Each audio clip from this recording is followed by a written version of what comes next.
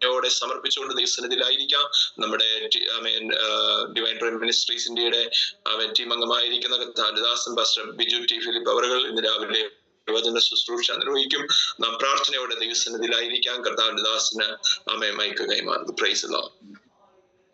Price God. കർത്താവിന്റെ പരിശുദ്ധമായ നാമം നന്ദിയോടെ ഈ രാവിലെ സമയം വാഴ്ചപ്പെടുമാറാകട്ടെ.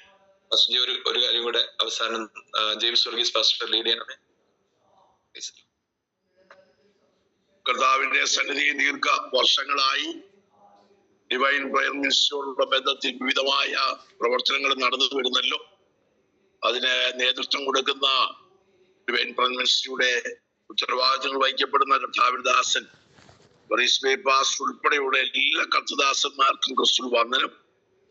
ഇന്ന് ഈ യോഗം ലീഡ് ചെയ്യുന്ന ജസ്റ്റിൻ ജാജ് പാസ്റ്ററിനായി കർത്താവിന് സ്തോത്രം ചെയ്യുന്നു. മനോഹരമായ ഗാനം, അത് രാവിലെ സമയം, രാവിലെ നല്ല 4 യാമമല്ല, അതിന് മുൻപേ എഴുന്നേറ്റ് ഗാനങ്ങൾ പാടുന്ന സന്തോഷമുള്ള കുടുംബം, പ്രിയപ്പെട്ടവരെ ഓർത്ത് കർത്താവിന് സ്തോത്രം. പങ്കെടുക്കുന്ന എല്ലാ കർത്തദാസന്മാർക്കും സഹോദരിമാർക്കും മാതാക്കൾക്കും വിശേഷാൽ നന്ദി പറയുന്നു. ദൈവം എല്ലാവരെയും അനുഗ്രഹിക്കട്ടെ. കർത്താവ് നമ്മുടെ പ്രാർത്ഥനയ്ക്ക് മറുപടി നൽകി തന്നുകൊണ്ടിരിക്കുന്നല്ലോ. നാളുകളായി വിഷയങ്ങൾ കൂടി പ്രാർത്ഥിക്കുവാൻ ഈ അവസരങ്ങൾ നൽകുന്നു. ഏകദേശം എനിക്കൊന്ന് കോവിഡിന് ശേഷം ആദ്യത്തെ ആ സമയങ്ങളിൽ ബാംഗ്ലൂർ വെച്ച് പ്രിയ ജെയിംസ് വർഗീസിന്റെ വീട്ടിലാണ് ഞാൻ, എൻ്റെ സഹോദരൻ കൂടിയാണ്. ഈ സൂം പ്ലാറ്റ്ഫോമിനെ കുറിച്ച് അറിയുന്നതിനും അന്നു മുതൽ ഈ പ്രോഗ്രാമിൽ പങ്കെടുക്കുവാൻ ഈ അവസരം നൽകുന്നു. അത് വളരെ അനുഗ്രഹമാണ്. കർത്താവ് നമ്മെ ഇന്ന് രാവിലെ സമയം അനുഗ്രഹിക്കുമാറാകട്ടെ. ദൈവവചന ചിന്തയ്ക്ക് വേണ്ടി ഒരു വാക്യാംശം ചിന്തിപ്പാൻ ആഗ്രഹിക്കുന്നു. നഹൂം പ്രവചനം 2-ാം അധ്യായം 1-ാം വാക്യം. നഹൂം പ്രവചനം 2-ാം അധ്യായം 1-ാം വാക്യം. സംഹാരകൻ നിനക്കെതിരെ കയറി വരുന്നു, കോട്ട കാത്തുകൊള്ളുക, വഴി സൂക്ഷിച്ചു നോക്കുക, അര മുറുക്കുക, നിന്നെ തന്നെ നല്ലവണ്ണം ശക്തീകരിക്കാം. ഈ വായിച്ച വാക്യത്തിന്റെ അകത്ത് 4 വിധമായ മുന്നറിയിപ്പുകളാണ് നൽകിയിരിക്കുന്നത്. ഒന്നാമത്തെ മുന്നറിയിപ്പ് മറ്റൊന്നുമല്ല, സംഹാരകൻ നിനക്കെതിരെ കയറി വരുന്നു, അതുകൊണ്ട് നിന്റെ കോട്ട കാത്തുകൊള്ളുക, അതുകൊണ്ട് നിന്റെ വഴി സൂക്ഷിച്ചു നോക്കുക, അര മുറുക്കുക, നിന്നെ തന്നെ നല്ലവണ്ണം ശക്തീകരിക്കാം. എപ്പോഴും മുന്നറിയിപ്പുകളെ അവഗണിക്കുന്ന ഒരു കാലഘട്ടത്തിലാണ് നമ്മളായിരിക്കുന്നത്. വലിയ കാര്യമായി അതിനെ മനസ്സിലാക്കുവാനോ അംഗീകരിക്കുവാനോ കഴിയാത്ത പ്രത്യേക ഒരു കാലഘട്ടത്തിൽ, ഒരു പ്രത്യേക തലമുറയിലാണ് നമ്മൾ എത്തിച്ചേർന്നിരിക്കുന്നത്. അങ്ങനെ ഇരിക്കുമ്പോൾ ദൈവത്തിന്റെ വചനത്തിന്റെ കേൾവി അത് നമുക്ക് മടങ്ങി വരവിന് പുനർചിന്തയ്ക്ക് കാരണമാക്കി ദൈവം തീർക്കട്ടെ. ഇത് നിനവേ നഗരത്തിനെതിരായ ഒരു സന്ദേശമാണ് നമുക്ക് മനസ്സിലാക്കുവാനായിട്ട് കഴിയും. ആദ്യം യോനയാണ് നഗരപ്രവാചകനോടുള്ള ബന്ധത്തിൽ, ഈ നിനവേ പട്ടണത്തോടുള്ള ബന്ധത്തിൽ ദൈവത്തിന്റെ ദൂത് അറിയിക്കപ്പെട്ടിട്ടുള്ളത്. ദൈവം എങ്ങനെയുള്ളവനാണെന്ന് ഇതിനകത്ത് വ്യക്തമായി ഓർപ്പിച്ചിട്ടുണ്ട്.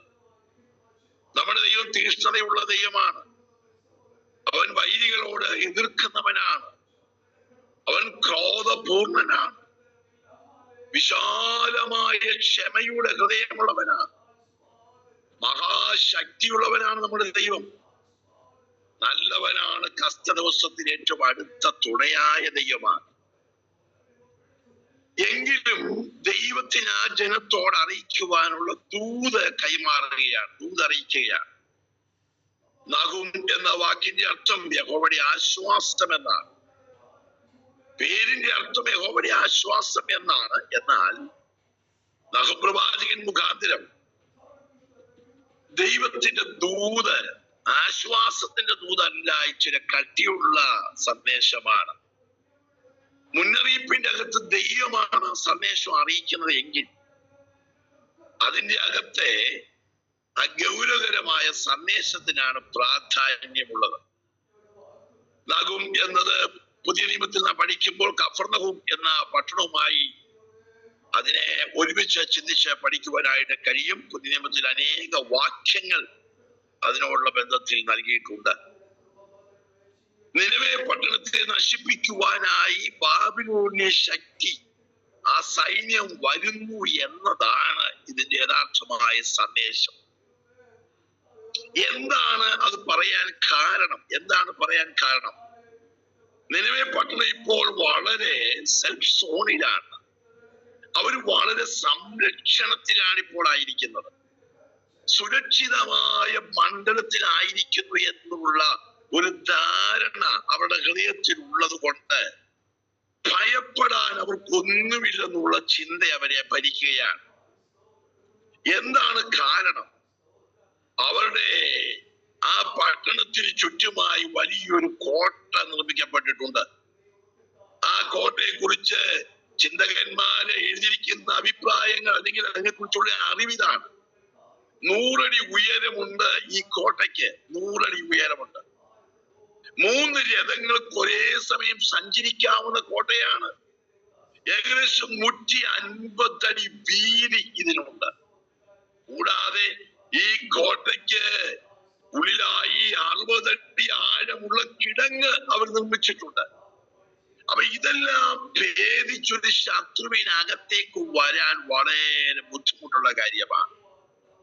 ഞങ്ങളിപ്പോൾ സുരക്ഷിതരാണ്, ഞങ്ങൾക്ക് യാതൊരു കുഴപ്പവും സംഭവിക്കില്ല എന്നുള്ള സ്വയമായ ചിന്താഗതിയിൽ അവർ കഴിഞ്ഞിരിക്കുമ്പോൾ ദൈവത്തിന്റെ പരിശുദ്ധാത്മാവ് പ്രവാചകനിലൂടെ ഒരു മുന്നറിയിപ്പ് നൽകുകയാണ്. അതാണ് 1-ാം അധ്യായം 8-ാം വാക്യം, നഹൂം പ്രവചനം 1-ന്റെ 8-ാം വാക്യം. എന്നാൽ കവിഞ്ഞൊഴുകുന്ന ഒരു പ്രവാഹം കൊണ്ട് അവൻ അതിന്റെ നഗരത്തിന് മുറിവ് വരുത്തും. ദൈവത്തിന്റെ സ്തോത്രം. അവിടെ സുരക്ഷിതമായിട്ടായിരിക്കുന്ന അനുഭവങ്ങളുടെ അകത്ത് ദൈവത്തിന് മഹത്വം. ഞങ്ങൾക്കൊന്നും സംഭവിക്കില്ല എന്നുള്ള ചിന്താഗതിയോടെ ആയിരിക്കുമ്പോൾ ദൈവത്തിന്റെ പരിശുദ്ധാത്മാവ് 1-ാമത്തെ 8-ാം വാക്യത്തിന് മുന്നറിയിപ്പ് കൊടുത്തു. കവിഞ്ഞൊഴുകുന്ന ജലപ്രവാഹം കൊണ്ട്, ജലനദി കൊണ്ട് നിനക്കൊരു മുടിവ് വരാൻ പോകുകയാണ്. ആ നഗരത്തെ ടൈഗ്രീസ് നദിയിലെ ചിറയിലെ വെള്ളം തുറന്നു വിട്ട് ഈ പട്ടണത്തെ നശിപ്പിക്കാൻ ബാബിലോണിയ ശക്തി പദ്ധതിയിട്ടപ്പോൾ പരിശുദ്ധാത്മാവ് നഹൂം പ്രവാചകനിലൂടെ നേരത്തെ ഒരു മുന്നറിയിപ്പ് നൽകുകയായിരുന്നു: നിന്റെ കോട്ട കാത്തുകൊള്ളുക. ഇന്ന് രാവിലെ സമയം ഈ സൂം പ്ലാറ്റ്ഫോമിൽ എന്നെ ശ്രദ്ധിക്കുന്ന ദൈവമക്കളെ, 2024 അവസാനിക്കാൻ പോകുകയാണ്. ഡിസംബർ മാസം ഏതാണ്ട് അവസാനിച്ചു. ചില ദിവസങ്ങൾ മാത്രമേ ഉള്ളൂ. ഇതുവരെയും എനിക്കൊരു കുഴപ്പവും ഇല്ല എന്നുള്ള ചിന്താഗതി ആരെങ്കിലും ഭരിക്കുന്നുണ്ടെങ്കിൽ ദൈവത്തിന്റെ പരിശുദ്ധാത്മാവ് ദുഷ്ടൻ നമുക്കെതിരെ ഒരുക്കുന്ന പദ്ധതികളെ കുറിച്ച് ഒരു മുന്നറിയിപ്പ് നേരത്തെ നമുക്ക് കൈമാറുമ്പോൾ ആ മുന്നറിയിപ്പുകളെ അവഗണിക്കാതെ ഇന്ന് പകൽ അതിനെ ഏറ്റെടുക്കുവാൻ കർത്താവിന്റെ ആത്മാവ് നമ്മോട് സംസാരിക്കുകയാണ്. നമ്മുടെ പ്രാർത്ഥനയുടെ കോട്ട, ആരാധനയുടെ കോട്ട, ഉപവാസത്തിന്റെ കോട്ട, വചന ധ്യാനത്തിന്റെ കോട്ട, അന്യോന്യമുള്ള സ്നേഹത്തിന്റെ കോട്ട, കൂട്ടായ്മയുടെ കോട്ട, ഇത് പലതും ഇന്ന് ആത്മീയ മണ്ഡലത്തിൽ തകർന്ന് തരിപ്പണമായി കിടക്കുകയാണ്. ഒരു സഭയിലാണ് ആരാധിക്കുന്നത്, ഒരു സഭയിലാണ് കൂടുന്നത്, ഒരു വാഹനത്തിലാണ് യാത്ര ചെയ്യുന്നത്, എന്തിനേറെ ഒരു വീട്ടിലാണ് താമസിക്കുന്നത്. പക്ഷെങ്കിൽ പല ഭവനങ്ങളുടെ അകത്തളങ്ങളിലെ കോട്ടകൾ തകർന്നു കിടക്കുന്നു എന്ന് പരിശുദ്ധാത്മാവ് രാവിലെ സമയം ആലോചന പറയുമ്പോൾ ഈ ദൂതനെ ഇന്ന് പകൽ നമുക്ക് ഏറ്റെടുക്കാം. നമ്മുടെ ഭവനങ്ങളുടെ അകത്ത് തകർന്നിരിക്കുന്ന ചില കോട്ടകളെ പണിയാൻ പരിശുദ്ധാത്മാവ് രാവിലെ നമ്മുടെ സൂമിലുള്ള ദൈവജനത്തോട് ആലോചന പറയുകയാണ്. Praise God. എലിയാവേ, നിന്റെ യാഗപീഠത്തിന്റെ അകത്ത് ദൈവത്തിന്റെ തീ ഇറങ്ങണമെങ്കിൽ തകർന്നു കിടക്കുന്ന യാഗപീഠം പണിയാൻ നീ തയ്യാറാകണം. ഇടിഞ്ഞു കിടക്കുന്ന യാഗപീഠത്തിന്മേൽ ദൈവത്തിന്റെ തീ ഇറങ്ങത്തില്ല. ചില കൂടാരങ്ങളുടെ അകത്ത് തലമുറകളുടെ കോട്ടകൾ തകർന്നു കിടക്കുന്നു. ആത്മീയ അനുഭവങ്ങളുടെ കോട്ടകൾ തകർന്നു കിടക്കുന്നു. ദൈവത്തിന്റെ പരിശുദ്ധാത്മാവ് വചനം ധ്യാനിച്ചപ്പോൾ നിങ്ങളോട് പറയാൻ എനിക്ക് ആത്മപ്രേരണ നൽകിയ സന്ദേശമാണിത്. ഇതിന്റെ അകത്ത് ദൈവത്തിന് പദ്ധതിയുണ്ടെന്ന് ഞാൻ ഇന്ന് പകൽ വിശ്വസിക്കുന്നു. കർത്താവിന് മഹത്വം. ആമേൻ. ഈ സംഹാരകൻ നിനക്കെതിരെ വരികയാണ്. അതുകൊണ്ട് നിന്റെ കോട്ട കാത്തുകൊള്ളണം. ആമേൻ. രണ്ടാമത്തെ കാര്യം, വഴി സൂക്ഷിച്ചു നോക്കുക. രാത്രിയിലാണ് നമ്മൾ യാത്ര ചെയ്യുന്നതെങ്കിൽ, നടന്നു പോകുന്ന വഴിയാണെന്നിരിക്കട്ടെ. ഇന്നാണല്ലോ നമുക്കെല്ലാം വാഹനങ്ങൾ. വീട്ടിൽ എത്ര വാഹനമാണ്? എല്ലാവർക്കും വാഹനമാണ്. പണ്ടൊക്കെ കണ്ടത്തും വരമ്പേ കൂടിയും വനപ്രദേശത്തു കൂടിയും ഗ്രാമങ്ങളിലൂടെയും ഒക്കെ നടന്ന് കർത്താവിനെ ആരാധിക്കാൻ യോഗങ്ങൾക്കൊക്കെ പോയവരാണ് ഇവിടെ അകത്തിരിക്കുന്ന നല്ലൊരു പങ്ക്. ഞങ്ങളും അങ്ങനെ ഹൈറേഞ്ചിൽ ധാരാളം ദൂരം നടന്നിട്ടുള്ളവരാണ്. അപ്പൊ നടന്നു പോകുന്ന വഴിക്ക് ആ വഴി നമുക്ക് അറിയാവുന്ന വഴിയാണ്. ഇന്നും പോകുന്ന വഴിയാണ്. എവിടൊക്കെയാണ് കല്ല് മുഴച്ചിരിക്കുന്നത് നമുക്കറിയാം. എവിടൊക്കെയാണ് കുഴിയുള്ളതെന്ന് നമുക്കറിയാം. എവിടൊക്കെയാണ് അപകടമുള്ളതെന്ന് അറിയാം. പ്രത്യേകിച്ച് ഞങ്ങളുടെ ഹൈറേഞ്ച് ഒക്കെ ആണെങ്കിൽ തെന്നുന്ന സ്ഥലം എവിടെയാണെന്ന് ഞങ്ങൾക്ക് നന്നായിട്ട് അറിയാം. പക്ഷേ പരിചയം കൂടുതലാണ് അപകടത്തിലേക്ക് നമ്മളെ എത്തിക്കുന്നത്. അതുകൊണ്ട് ആ വഴി യാത്ര ചെയ്യുമ്പം എത്ര അറിയാവുന്ന വഴിയാണെങ്കിലും, ഇന്നത്തെ ആധുനിക വെളിച്ചമൊന്നും അന്നില്ല കേട്ടോ. അന്ന് പന്തമൊക്കെ കത്തിച്ചാ പോകുന്നത്. ഈറ്റയ്ക്കകത്ത് മണ്ണെണ്ണ ഒഴിച്ച് അതിനകത്ത് തുണിപ്പൊളി തിരികെ കയറ്റി പന്തം കത്തിച്ചാ പോകുന്നത്. നല്ല വെട്ടവുമായിട്ടാ പോകുന്നത്. കാര്യം എന്നറിയാമോ? ആ വഴിയിൽ പരിചയമുള്ള വഴിയാണെങ്കിലും സാധ്യതകൾ പലതാണ്. വഴിയിൽ പലതുമുണ്ട്.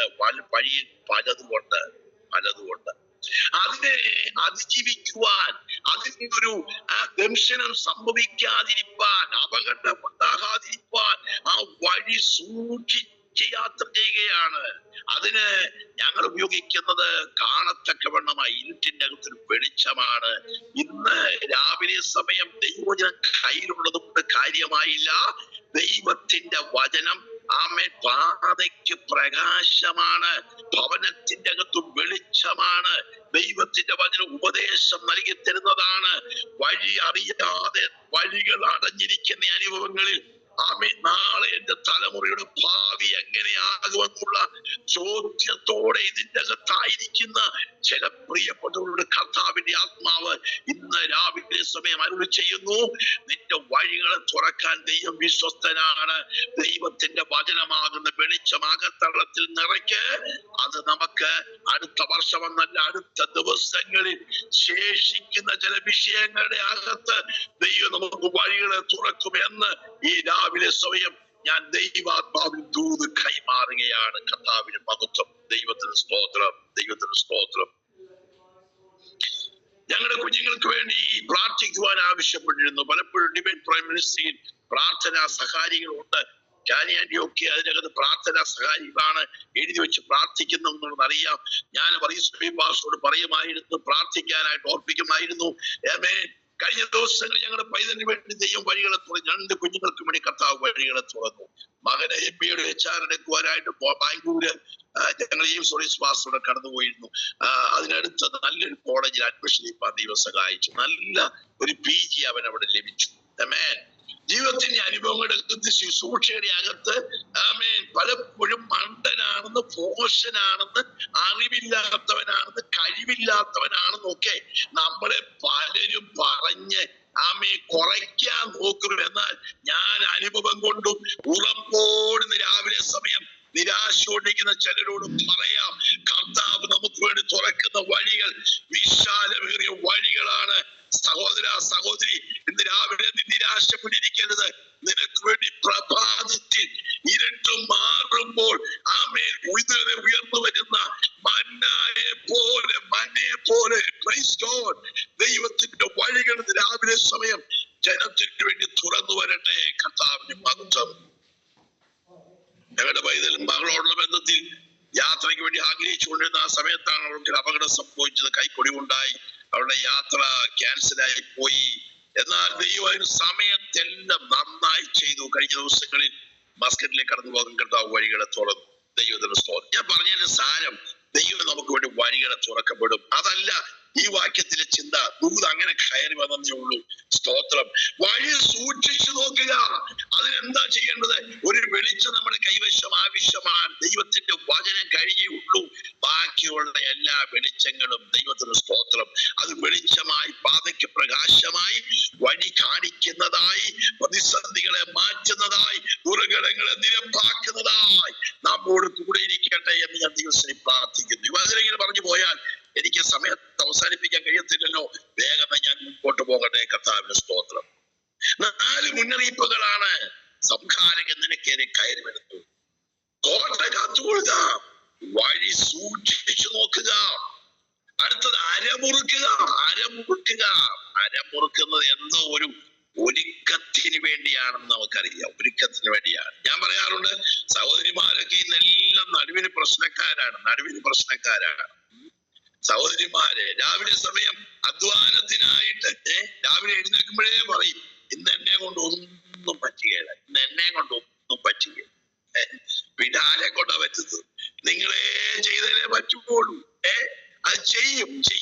ഞാൻ കണ്ടിട്ടുണ്ട് അധ്വാനിക്കാൻ തയ്യാറെടുക്കുന്ന പ്രിയപ്പെട്ടവര് നടുക്കൊരു ഇടക്കെട്ടൊക്കെ കെട്ടി പാചകത്തിന്റെ ഒക്കെ സ്ഥലങ്ങളിൽ ചെല്ലാമെങ്കിൽ കലവറയുടെ ചുമതല വഹിക്കുന്നവർക്ക് ഒരു ഇടക്കെട്ട് കാണും. കാര്യം അവൻ നല്ല ഒരുക്കത്തോട് നിൽക്കുകയാണെന്നാണ്. പ്രതിസന്ധി കൊണ്ട് കേട്ടോ, എഴുന്നേക്കാൻ വയ്യ, തളർച്ച വലിയതാണ്. അഭിമുഖീകരിക്കാൻ കഴിയാത്ത പ്രതിസന്ധികളൊക്കെ ഒത്തിരി ഉണ്ട്.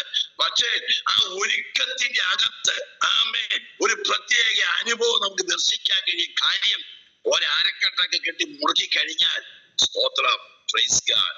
ലോഡിങ് എടുക്കുന്ന ആൾക്കാരെ ഞാൻ കണ്ടിട്ടുണ്ട്. അദ്ദേഹത്തിന് എടുക്കാൻ കഴിയാവുന്നതിനേക്കാൾ വലിയ ഭാരമുള്ള ചുമടെടുക്കാൻ ആഗ്രഹിക്കുന്നെങ്കിൽ അവരാ തോർത്തെടുത്ത് ആ തോർത്തെടുത്ത് അവരെ ഇടയ്ക്കൊരു കെട്ടി കഴിഞ്ഞാൽ അതിന്റെ അർത്ഥം 50 കിലോ എടുക്കാനുള്ളവനൊരു 70 കിലോ എടുക്കുമെന്ന. നമ്മളെയൊക്കെ കണ്ടാൽ 1 കിലോ പോലും എടുക്കാൻ കഴിയാത്ത പ്രാണിയില്ലാത്തവരെ പോലെ നമ്മളൊക്കെ ഇരിക്കുന്നു. പക്ഷേ നമ്മളെ നടത്തിക്കൊണ്ട് പോകുന്നതിന്റെ അകത്തൊരു ദൈവകൃപയുടെ വ്യാപാരമുണ്ട്. ഇന്ന് പകലിൽ കഴിച്ച ആഹാരത്തിന്റെ പുഷ്ടി അല്ല കേട്ടോ, വൈറ്റമിൻ കൂടുതലുള്ള ആഹാരം കഴിക്കുന്നത് കൊണ്ടല്ല.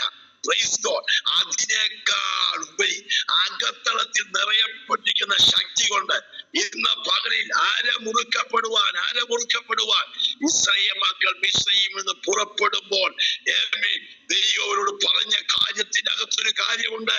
നീ ചിരിപ്പിടുക മാത്രമല്ല, വടി കയ്യിൽ പിടിക്കുക മാത്രമല്ല, നിന്റെ ആരെയൊന്നും മുറുക്കിക്കോണം. Praise God. ഇന്ന് പകൽ ചിലതിനായിട്ടൊക്കെ ചിലരൊന്ന് ഒരുക്കപ്പെടുന്ന പകലായി മാറ്റപ്പെടട്ടെ. കർത്താവിന് സ്തോത്രം. അപ്പൊ സംഹാരകൻ നിനക്കെതിരെ വരുന്നത് കൊണ്ട് നീ നിന്നെ തന്നെ നല്ലവണ്ണം ശക്തീകരിക്കാം. നല്ലവണ്ണം ശക്തീകരിക്കാം.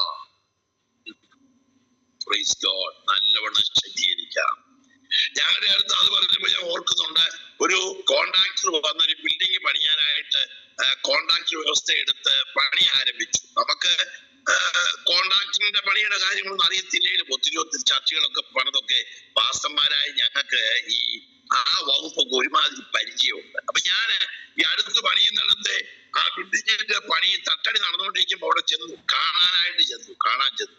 അപ്പം ഞാൻ നോക്കിയപ്പോ ഇതിന് കൊടുത്തിരിക്കുന്ന മുട്ടുകളെല്ലാം ബലം ക്ഷയിച്ച വല്ലാത്തൊരു പരുവത്തിരിക്കുന്ന മുട്ടുകളാണ്. എവിടെയൊക്കെയോ ഉപയോഗിച്ച് ചെതുക്കിച്ച കുറെ മുട്ടുകൾ കൊടുത്ത് കോൺക്രീറ്റ് വാർക്കാൻ വേണ്ടി തട്ടടിച്ച് അതിന്റെ മുകളിൽ കമ്പി കെട്ടിക്കൊണ്ടിരിക്കുമ്പോഴാ ഞാൻ അവിടെ ചെല്ലും. ഞാൻ ചോദിച്ചു, ആരാ ഇതിനെ കോൺട്രാക്ടർ? ഇന്നാരാണ്, എനിക്ക് പരിചയമുള്ള ആളാണ്. ഞാൻ അദ്ദേഹത്തെ വിളിച്ചു. ഞാൻ ചോദിച്ചു, സാറേ ഈ തൂണെ നിൽക്കുമോ?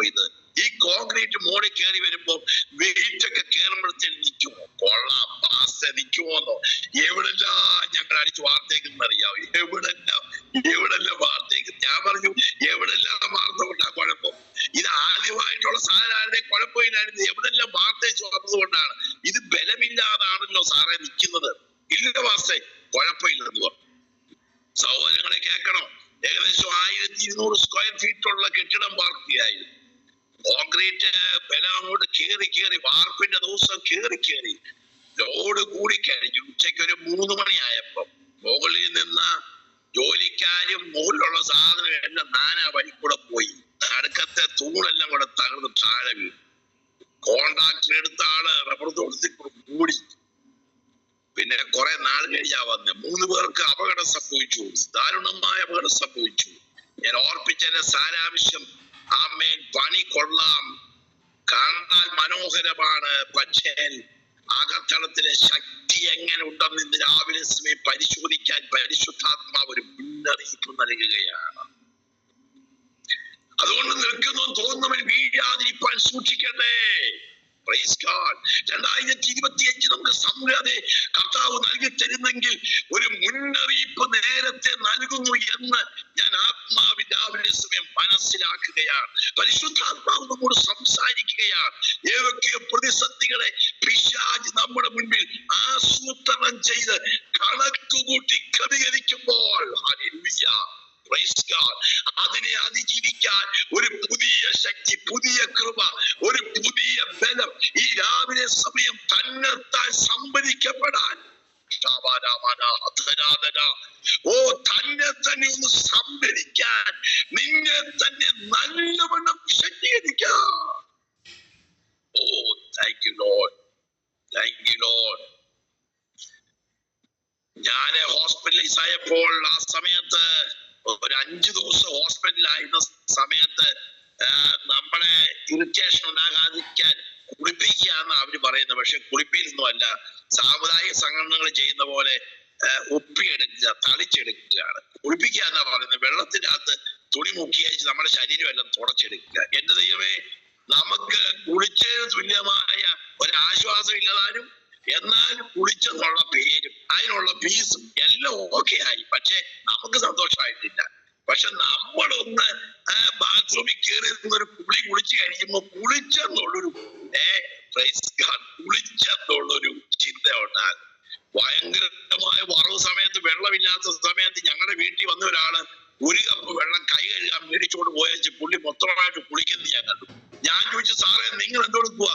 എന്റെ സാറേ ശകലം വെള്ളം ദേഹത്തൊഴിച്ച് കൊടുക്കും. ഞാൻ ചോദിച്ചു, ഒരു കപ്പ് കൊണ്ട് എങ്ങനെ കുളിക്കാൻ പറ്റും? അത് തോർത്ത് അങ്ങോട്ടോട്ട് മുക്കിയേച്ച് ആ നനഞ്ഞ തോർത്ത് കൊണ്ട് കുളി കഴിയും. ഞാൻ ചോദിച്ചു, സംതൃപ്തിയായോ? സംതൃപ്തി ആയിട്ടില്ല, എന്നാലും ശരീരം ഒന്ന് നനഞ്ഞെന്നേ ഉള്ളൂ. പലരും ഇന്ന് ഇങ്ങനെ ഒരുമാതിരി നനഞ്ഞ പരുവത്തിലാ പോകുന്നത്. നമുക്ക് നമ്മെ തന്നെ ഒന്ന് ശക്തീകരിക്കാൻ തയ്യാറാണ്. നമ്മുടെയൊക്കെ കുഞ്ഞുങ്ങൾ വിവാഹിതരായവരും വിവാഹിതരാകാനുള്ളവരും ഇതിനകത്തിരിക്കുന്ന പലരും വിവാഹിതരായവരുമാണല്ലോ. നമ്മൾ വിവാഹത്തിന്റെ അന്ന് പോയ കാര്യം ഒന്ന് ഓർക്കുന്നത് നല്ലതാണ്. ഞാൻ ഇങ്ങനെയൊക്കെയുള്ള ചിന്തകളൊക്കെ ഇടയ്ക്ക് ഓർപ്പിക്കും കേട്ടോ. നമ്മള് പണ്ടൊക്കെ വീട്ടിലെ നല്ല കടുക്കാനായിട്ട് അമ്മച്ചിമാരുണ്ടായിരുന്നു. അവരായിരുന്നു ഒരുക്കുന്നത്. അവരൊരുക്കിക്കൊണ്ട് പോയാൽ ഒരുക്കിയത് തന്നെയാണ്. ഇന്ന് ആധുനിക ക്രമീകരണത്തിൽ 10,000 15,000 ആണെന്നല്ലോ ഒരുക്കുന്നത്. അങ്ങോട്ട് പോയി ഇരുന്ന് കൊടുത്താൽ മതി. പഠിക്കേണ്ടത് പഠിക്കുക, തേക്കേണ്ടത് തേക്കുക, തൂക്കേണ്ടത് തൂക്കുക, എല്ലാം ചെയ്യുക.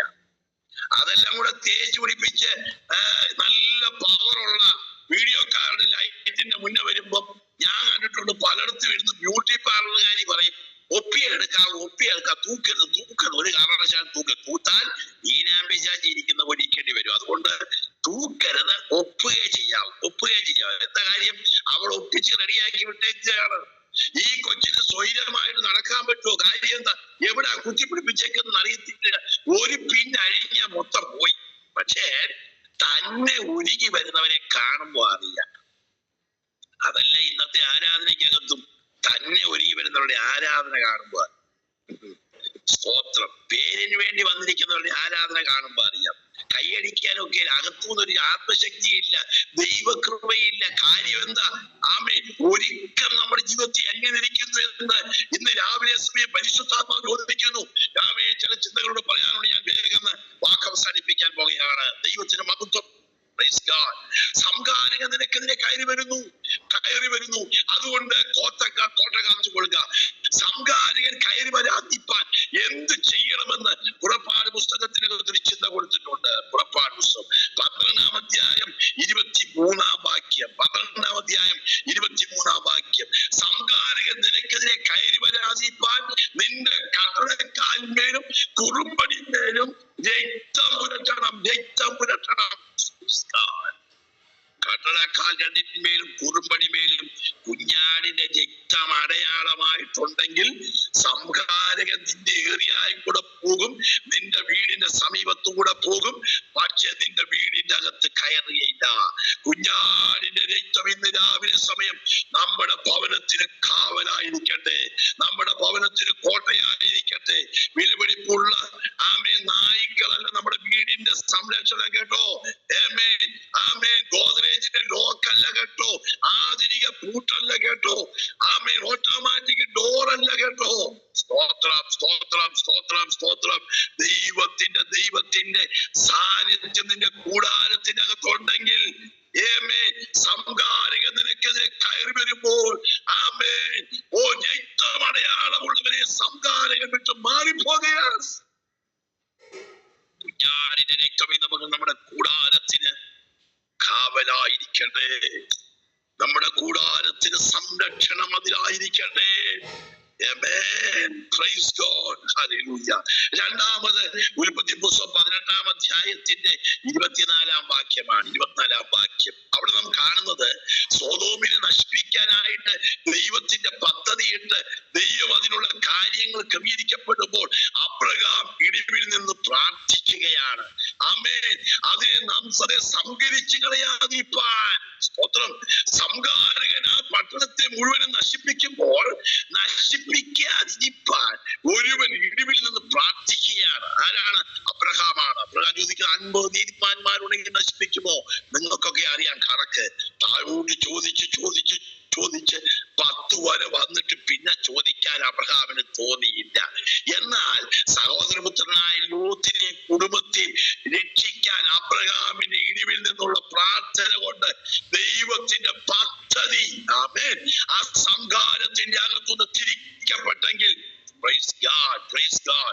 ഈ 2024 അവസാനിച്ച് 25-ലേക്ക് കയറാൻ പോകുന്ന ഈ അവസാന നിമിഷങ്ങളിലും ആണ്ടിന്റെ ആരംഭത്തോട് അടുത്തു വരുന്ന ദിവസങ്ങളിലും ദൈവാത്മാവ് നിങ്ങളോട് ദൂത് പറയുന്നു. തലമുറകൾക്ക് വേണ്ടി പ്രാർത്ഥിക്കാം, ദേശത്തിന് വേണ്ടി പ്രാർത്ഥിക്കാം. നാളുകളായി പ്രാർത്ഥിച്ചുകൊണ്ടിരിക്കുന്ന ചില വിഷയങ്ങളുടെ അകത്ത് അതിന് മറുപടി കിട്ടുകയില്ലല്ലോ എന്നുള്ള ചിന്തയോടെ സകല വഴികളും അടഞ്ഞെന്ന് ചിന്തിക്കുമ്പോൾ ആത്മാവിന് രാവിലെ ദൂത് കൈമാറുകയാണ്. ആമേൻ ആമേൻ. ഇടിവിൽ നിന്ന് ചിലർ പ്രാർത്ഥിക്കാനുണ്ടെങ്കിൽ സ്തോത്രം സ്തോത്രം. ആമേൻ. പ്രതിസന്ധികൾ വഴിമാറിപ്പോകും, തടസ്സങ്ങൾ വഴിമാറിപ്പോകും. ലോത്തിനെ കുടുംബത്തെ രക്ഷിക്കാൻ ദൈവത്തിന്റെ പദ്ധതി തിരിയപ്പെട്ടു. ആമേൻ. എന്നാൽ ലോത്തിന്റെ ഭാര്യ പിൻപിൽ നിന്ന് തിരിഞ്ഞു നോക്കി ഉപ്പതൂടായി ഭവിച്ചു. സ്തോത്രം. ഇടിവിൽ പ്രാർത്ഥിക്കാനുണ്ടെന്ന കാരണത്താൽ എല്ലാം രക്ഷപ്പെടുമെന്ന് ചിന്തിക്കരുത്.